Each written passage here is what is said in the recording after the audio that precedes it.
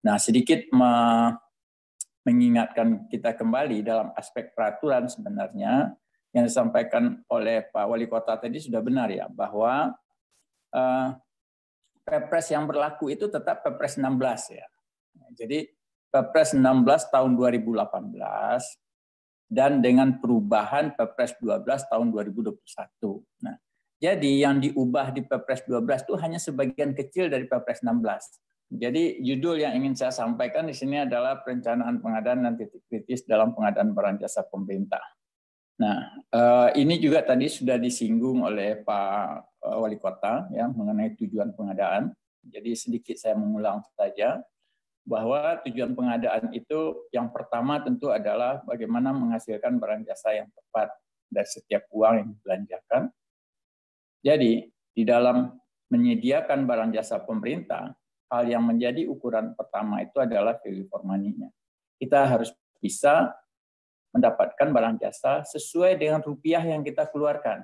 Tetapi kalau kita melihat profil pengadaan barang jasa pemerintah 3 tahun terakhir, setiap tahun itu pemerintah pusat bersama dengan daerah ya, itu menghabiskan lebih dari 1.000 triliun rupiah.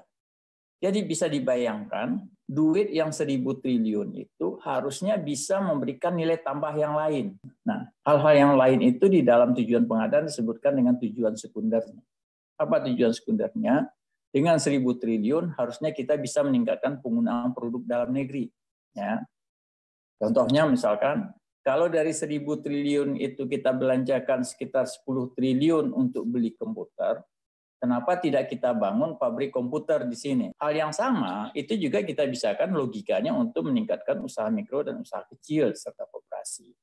Nah, kemudian kita juga berbicara tentang pelaku usaha nasional. Ya. Kalau tadi kita berbicara produk di 2 tempat, meningkatkan produk dalam negeri dan produk usaha kecil, maka kita meningkatkan peran pelaku usaha. Nah, ini terutama di bidang jasa. Ya. Kemudian kita juga akan berbicara tentang tujuan pengadaan, bagaimana memanfaatkan penelitian, hasil penelitian. Ya. Kemudian kita juga akan berbicara tentang industri kreatif. Kemudian mewujudkan pemerataan ekonomi dengan kesempatan usaha yang lebih luas. Dan yang terakhir, bagaimana kita bisa meningkatkan pengadaan yang berkelanjutan. Perlu kita lihat juga bahwa siapa sih yang melakukan pengadaan barang jasa itu. Aktor utama di dalam perencanaan pengadaan itu adalah pengguna anggaran. Nah, tentu pengguna anggaran itu bukan satu orang, tetapi tersebar di seluruh kementerian, satker, atau Pemda. Ya. Kemudian pelaku yang lain adalah kuasa pengguna anggaran. Karena kita tahu bahwa pengguna anggaran itu adalah ex officio dari kepala pimpinan satker, gitu ya. Sehingga tidak mungkin juga bahwa pengguna anggaran kemudian yang bisa mempunyai waktu yang cukup juga untuk mengeksekusi pengadaan barang jasanya. Oleh karena itu, pengguna anggaran harus menunjuk seorang kuasa pengguna anggaran. Di samping itu juga ada pejabat pembuat komitmen, ya, yang membantu kuasa pengguna anggaran atau membantu pengguna anggaran di dalam proses pengadaan barang jasanya. Nah, pihak lain yang juga bisa terlibat dalam pengadaan barang jasa tentunya adalah pengelola pengadaan barang jasa atau JAFUNG, ya, JAFUNG PBJ, atau personel lainnya, atau tim teknis, atau agen pengadaan yang bisa kemudian membantu para pelaku pengadaan utama ini, ya, PA, KPA, dan pejabat komitmen ini di dalam menyusun perencanaan pengadaan. Nah, kapan waktu yang tepat untuk menyusun perencanaan pengadaan ini? Ya, kalau kita lihat di dalam peraturan LKPP nomor 11 tahun 2021, untuk di daerah, ya, maka penyusunan perencanaan pengadaan itu dimulai bersamaan dengan pembahasan Raperda tentang APBD dan DPRD. Artinya apa? Bahwa penyusunan RKA PD-nya itu sudah selesai, ya, itu sudah selesai, baru kita masuk ke dalam tahap perencanaan pengadaannya. Nah, tetapi ada kasus tertentu dimungkinkan bahwa perencanaan pengadaan itu dimulai dengan bersamaan dengan menyusun RKA-nya. Tetapi di luar ini, ya, waktu penyusunan penganggaran juga perencanaan ini juga bisa berlangsung sepanjang proses tahun berjalan, karena di sana ada perubahan-perubahan strategi Nah, ini kalau kita lihat di dalam Perpres Peraturan Pemerintah Nomor 12 Tahun 2019 tentang pengelolaan keuangan daerah, ya, ada 13 tahap di dalam waktu penyusunan APBD, maka penyusunan perencanaan pengadaan itu dapat dilakukan ketika dilakukannya pembahasan persetujuan RAPBD dan DPR. Jadi ketika kita sudah selesai menyusun RKA di poin nomor 8, maka pada saat itu kita sudah bisa juga melakukan proses penyusunan perencanaan pengadaan. Untuk meningkatkan kualitas perencanaan pengadaan ini, maka beban-beban perencanaan pengadaan yang sebelumnya masuk dalam era perencanaan pengadaan, kemudian sekarang ini harus dipertimbangkan ketika menyusun rencana kegiatan anggaran. Jadi maksudnya adalah ya, ketika PA menyusun rencana kerja anggarannya, maka identifikasi kebutuhan barang jasa itu benar-benar sudah sesuai dengan rencana kerja. Artinya, hal-hal yang tadinya itu semuanya diperhitungkan di dalam perencanaan pengadaan, maka di Perpres 12, hal-hal tersebut ditarik ke dalam waktu ketika menyusun anggaran. Nah, kita coba melihat satu persatu terkait dengan strategi pencapaian tujuan tadi. Ya. Pertama, untuk peran usaha kecil dan koperasi. Ya. Di sini kalimatnya adalah KLPD wajib menggunakan produk usaha kecil serta koperasi dan hasil produksi dalam negeri. Kemudian ada kewajiban melakukan paling sedikit 40% dari nilai belanja. Nah, kalau kita lihat di tahun 2021 ini belum tercapai. Ya. Pencapaian tahun ini baru sekitar 28%. Kemudian meningkatkan paket ya untuk usaha kecil sampai dengan 15 miliar. Kemudian kita juga mendorong memperluas peran usaha kecil ini dengan memasukkan di dalam katalog elektronik. Kemudian di samping itu di dalam Perpres ini kita juga menggunakan strategi yang lain ya, selain berkontrak dengan usaha kecil, tetapi juga ada aturan terkait dengan kemitraan, subkontraktor atau kerjasama yang lain dengan usaha kecil. Nah, ini juga diatur di dalam proses pengadaan barang jasa kita, ya, terutama nanti berbicara di dalam dokumen kontrak. Ya. Untuk dokumen kontrak pengadaan yang besar-besar itu ada pengaturan terkait dengan kewajiban untuk melakukan kemitraan atau subkon dengan pihak lain dengan usaha kecil. Kemudian terkait produk dalam negeri, ya kebetulan angkanya juga sama ya 40% juga, tetapi 40% di sini bukan dari segi alokasi anggaran, tetapi adalah dari segi nilai TKDN plus BMP-nya. Nah, kewajiban produk dalam negeri ini juga bisa dimulai sejak perencanaan, bisa sejak persiapan, atau pada saat proses pemilihan. Ya. Jadi jatuh kata-kata wajibnya itu bisa dalam 3 fase ini. Ketika kita merencanakan, kita sudah tahu ada yang nilai BMP-nya 40%, maka pada saat itu kita wajib membeli produk dalam negeri. Begitu juga ketika PPK melakukan persiapan, baru ketahuan bahwa ada produk yang 40%, maka pada saat itu kemudian diubah strateginya menjadi membeli produk dalam negeri. Kemudian dimungkinkan pengadaan impor, ya dalam hal memang program negeri belum memenuhi. Nah, ini yang menarik berbicara pengadaan yang berkelanjutan ya. Jadi apa yang dimaksud dengan pengadaan berkelanjutan? Jadi pengadaan berkelanjutan itu bisa juga digunakan sebagai menggunakan pendekatan konsumsi dan produksi yang bertanggung jawab. Baik yang memproduksi maupun yang mengkonsumsi itu harus bertanggung jawab. Bertanggung jawab terhadap apa? Tentunya pertama adalah bertanggung jawab terhadap kelestarian lingkungan. Apa saja yang dipertimbangkan di dalam pengadaan hijau itu adalah kita mempertimbangkan aspek ekonomi, aspek sosial, dan aspek lingkungan. Ya. Aspek ekonomi itu meliputi biaya produksi barang jasa sepanjang usia barang jasa tersebut.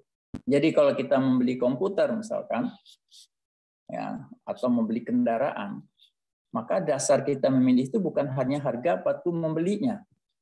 Kita harus kalkulasi, misalkan mobil itu usia pakainya 5 tahun atau 10 tahun, maka harus kita kalkulasi dalam 10 tahun itu mana yang paling murah. Kemudian kita juga berbicara aspek sosial. Nah, aspek sosial ini termasuk pemberdayaan usaha kecil tadi. Jadi ada irisan antara tujuan kita memberdayakan usaha kecil dengan tujuan kita terkait dengan aspek keberlanjutan. Kemudian kita juga bicara jaminan kondisi kerja yang adil. Jadi misalkan kalau di pekerjaan konstruksi, ya, kita harus bisa memastikan bahwa seluruh upahnya itu dibayar dengan upah yang memadai, gitu ya. Termasuk pemberdayaan komunitas usaha lokal. Kemudian kesetaraan, ya, misalkan tidak boleh ada halangan bagi misalkan kita untuk boleh ikut atau tidak boleh ikut, itu nggak boleh. Bahkan ada keberpihakan seperti itu, termasuk keberagaman. Ya. Kemudian aspek lingkungan hidup, ya, itu mengurangi dampak terhadap kesehatan, kualitas udara, ya, kualitas air. Nah, oleh karena itu dalam aspek lingkungan hidup ini kita bisa melihat dari dua aspek, ya. Dilihat dari aspek produk, kita membeli produk-produk ramah lingkungan, tapi dari aspek produsen kita juga bisa memilih juga dari produsen-produsen yang sudah menerapkan industri hijau. Pelestarian bumi ini, ya, melalui pengadaan yang berkelanjutan ini adalah pertama adalah mengurangi konsumsi. Jadi pikirkan lagi kebutuhan kita, ya. Apakah ini memang sudah urgent atau belum, masih bisa ditunda, gitu, ya. Yang kedua, mengurangi itu juga dengan cara bisa menyebar ulang, ya. Jadi dipakai di daur ulang, gitu ya. Kemudian bisa berbagi pakai, ya. Kemudian juga bisa juga mengurangi ini dengan cara memperbaiki yang sudah ada. Kemudian strategi selanjutnya yang bisa kita lakukan juga adalah menggunakan kembali atau juga bisa melakukan mencari alternatif. Nah, selanjutnya memanfaatkan produk jasa hasil penelitian dalam negeri. Ya. Kalau kita lihat, ya, belanja barang, ya, jadi ini bukan belanja barang jasa, tapi membelanjakan barang saja. Ya. Di dalam APBD tahun 2021 ini nilainya 193 triliun dari 1.000 triliun tadi. Pertanyaannya, sudah seberapa besar kita memanfaatkan hasil penelitian untuk memenuhi kebutuhan kita ini? Melalui Perpres 16 ini, kami ingin irisan ini makin lama makin besar. Kalau kita lihat data dari Kemenristek-Dikti, ya, ternyata hasil penelitian dalam negeri kita itu banyak, ya, cukup banyak. Anggarannya juga cukup besar, ya. Apa yang dihasilkan dari lembaga riset ini? Kalau kita lihat, ya, yang berbentuk hak kekayaan intelektual, ya, itu dari 4.000 2017 menjadi 6.584 di tahun 2018. Begitu juga dalam bentuk jumlah prototipe industri, ya, tahun 2018 ada 41, ya, dari 25 target. Ini artinya apa? Kebanyakan hasil penelitian dalam negeri kita hanya berhenti di sini. Jarang sekali kemudian yang dari jumlah prototipe research and development berubah menjadi produk yang bisa dikonsumsi. Ini yang harus kita pacu ke depannya. Kita pilih produk-produk mana yang sesuai dengan kebutuhan barang jasa pemerintah, nah itu yang akan kita kembangkan. Nah, selanjutnya saya akan mencoba menggambarkan apa sih kegiatan perencanaan barang jasa kita itu. Pertama adalah identifikasi barang jasanya. Kalau dulu bahwa perencanaan pengadaan itu dimulai dengan identifikasi kebutuhan. Identifikasi kebutuhan itu sekarang sudah masuk ke level rencana penyusunan RKA, maka di dalam paragraf 11 identifikasi perencanaan itu dimulai dengan identifikasi pengadaan barang jasanya.